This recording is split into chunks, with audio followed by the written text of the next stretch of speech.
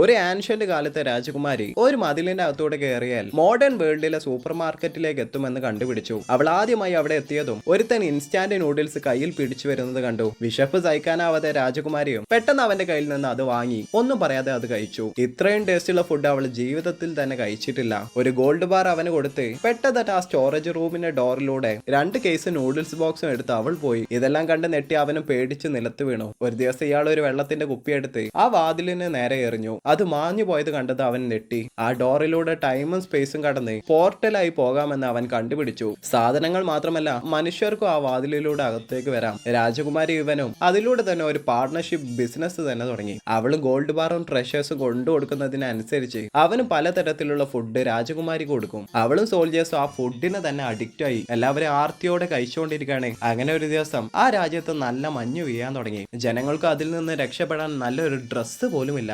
രാജകുമാരിയും കുറെ ജ്വല്ലറി അവന് കൊണ്ടുപോയി കൊടുത്തു. അവന് 1000 ഡ്രസ്സ് അത് വെച്ച് വാങ്ങി കൊടുത്തു. ബാക്കിയുള്ളത് ഒരു ആന്റിക് ഷോപ്പിലേക്ക് കൊണ്ടുപോയി കൊടുത്തു. അതിലുള്ള ഒരു കോയിൻ പോലും $10 മില്യൺ കിട്ടും. അവന് അതെല്ലാം $800 മില്യൺ വിറ്റു. അത് കഴിഞ്ഞത് ആ രാജകുമാരിയുടെ രാജ്യം തന്നെ വെള്ളം കിട്ടാതെ കഷ്ടത്തിലാണ്. വെള്ളമില്ലാതെ ആളുകളും ദാഹിച്ച് മരിച്ചുകൊണ്ടിരിക്കുകയാണ്. പെട്ടെന്ന് തന്നെ ആ പോർട്ടൽ വഴി വന്നു. അവനോട് ഹെൽപ്പ് ചോദിച്ചു. അവനൊരു പൈപ്പ് എടുത്ത് ഡയറക്റ്റ് ആയി ബാത്റൂമിലെ ടാപ്പിൽ കുത്തി വെള്ളം അതുവഴി സിമ്പിളായി ആ രാജ്യത്തേക്ക് എത്തിച്ചു കൊടുത്തു.